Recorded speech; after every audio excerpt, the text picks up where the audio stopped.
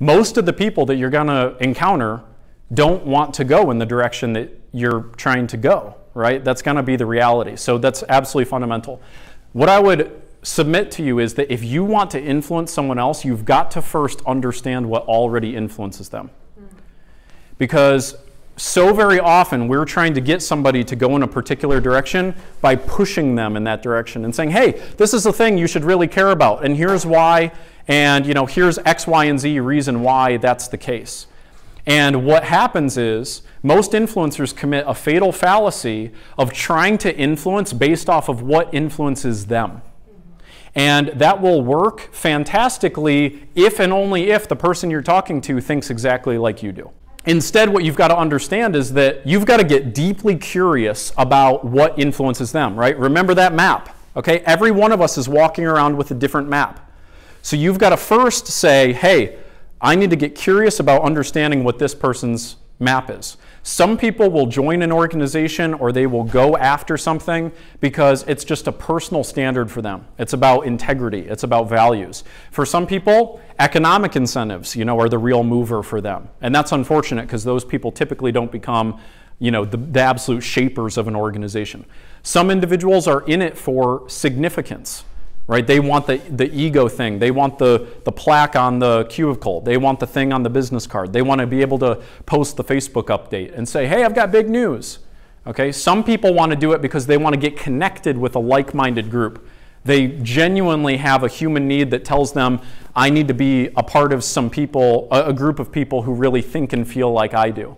Some people do it just for variety and stimulation. All of us do it for some of these reasons.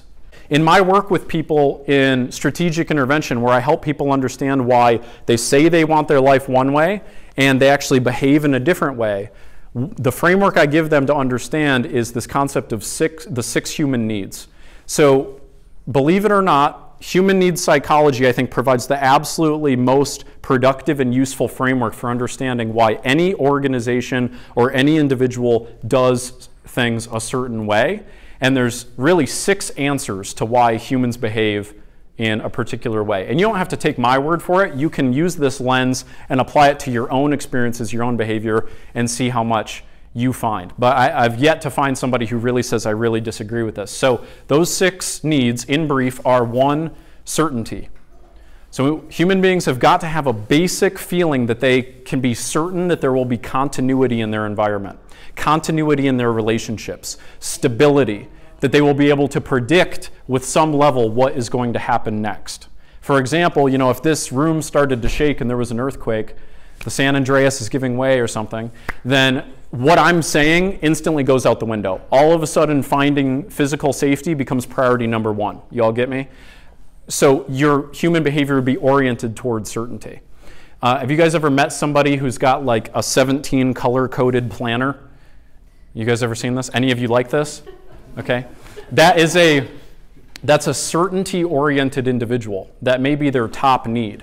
Because for them, in order to feel in control of their world, in order to feel in control of their environment, everything has to be just so, and everything has to be organized in a particular way. You guys ever put off doing a task you really needed to do and instead you went and like cleaned your room or something?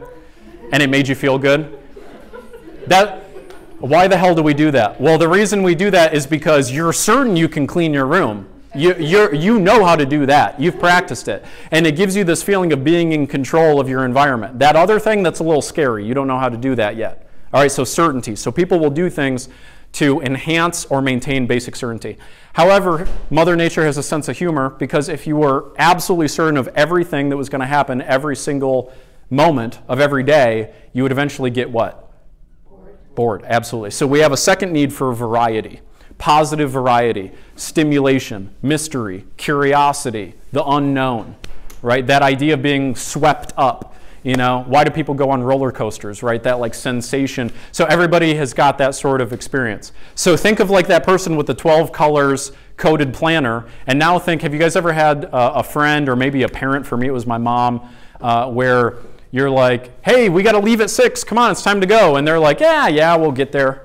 You guys ever had somebody like that? Maybe you are that person. Okay. So this is why certainty and variety people certainty and uncertainty / variety people don't mix so well all the time when that's their top need, right? So those people are more, they're less concerned about being certain, they're more concerned about like the journey or what have you. So that's number 2. Number 3 is significance. So I don't care who you are, whether you're Adolf Hitler, Mother Teresa, Donald Trump, Barack Obama, whoever, you have got to feel that you are significant, that you mean something, that you are worthy in some way, that you are unique to somebody else or to, humanity or whatever the case is. People will do incredible things for significance. Why does somebody drop thousands and thousands of dollars on a Rolex watch? Is it because it's so durable? No, right? It's because they get a feeling from that. Obviously, right? Every one of us has got a sense of significance in some way or another. Some are empowering. Some people are like, I'm going to be ultimately significant by my contributions to the human race. Some people, say, I'm going to be significant by tearing others down, by being the loudest person in the room, right? By doing destructive things, by causing problems. Some people are significant by how much they complain and how much attention they bring to themselves. Okay, but we all have got to find some way to be significant. Number 4 is connection / love. No matter who you are, you have got to have a sense that you are connected to other human beings and ultimately that you are loved in some unique way. This is why some people will join organizations or leave organizations, join teams, go to events, do all sorts of things. It's why some people will go the extra mile on a project if they think that they're going to get a sense of connection from their teammate, their teacher, whomever, right? It will motivate some people and not motivate others quite as much, but all of us have that need at some level. Number 5 is growth. Have you guys ever had the feeling that you're sitting in one place for too long? Not physically, but like that you're not expanding? That you've been in a dead-end job, for example, or something like that. What was happening is your need for growth was not being satiated. Human beings have got a profound need to expand their emotional, spiritual, and physical range, to be able to enter into what is unknown and to make it known, to be able to have something more to give. Okay? We all have got to feel that we are growing. And if we're not growing, the truth is we're dying, in some sense of the word, or we're decaying. Our mind, our body, our spirit, our skills, right? You use it or you lose it. All the neuroscience shows that is exactly how the brain works. Yes? I'm so glad you mentioned that because that's a perfect segue into the 6th and final need, which is contribution. So every human being has got to feel that they are giving something beyond themselves in order to feel fully alive. That is absolutely true in the 60,000 individuals I've worked with. If you do not feel that you are giving something back to somebody or something higher than yourself, you'll not be fulfilled.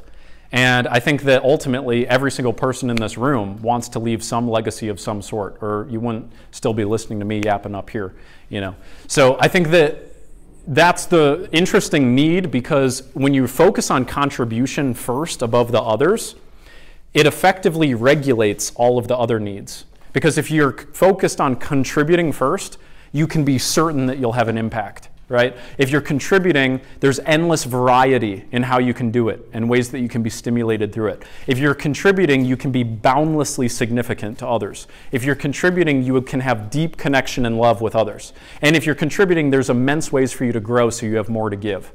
Here's the last piece on the 6 needs, because Danya, you asked what causes people to be influenced, to be motivated in certain ways. We all have those 6 needs. We all have to meet them, but each of us has got a different ranking of which ones are important, and each one of us has got a different set of rules as to what fills those needs at a level 10. So, for instance, if you're focused on significance above all else, then I can tell you you're going to have a life of pain, because you're driven by being perceived a certain way, by feeding the ego. And when you're significance oriented first, you'll always be comparing yourself to someone else. When you're certainty oriented first, you'll cut yourself off from challenges, because what's more important for you is to be certain and stable than it is to embrace growth and change. Now, however, you can either develop certainty by sitting in your house with all the blinds closed and never going out and experiencing anything, or you can develop certainty by having sort of personal faith and saying, no matter what comes at me, I'm going to find a way, right? And so you can actually develop an inner foundation of certainty that says, I'm embracing endless variety because I will always be able to handle it. So real personal power, I think, comes when we start to understand this, when we start to look at, hey, why am I still smoking even though I say I don't want to smoke? Okay, well the problem is smoking is meeting some of your needs. If anything is meeting 3 or more of those needs, it becomes an addiction. And so what you've got to do is be able to apply something else there to fill that gap. Most people who try to quit, how many of you guys ever seen or you know somebody who tried to quit smoking like 1,000,000 times and it didn't work? That's because when they gave something up, they didn't fill in that void with something empowering that met those need structures. You all follow me there? Organizationally, it's the same thing. Organizations can get stuck in a route because they need certainty over the fact that they need growth. So what you've really got to be able to do is consciously say, what do I value most? And what is my current top need that's driving me? And what am I going to use that's going to drive me here on out? And then if you want to influence people, you got to get deeply curious about what need structure they have, because that will tell you what will motivate them.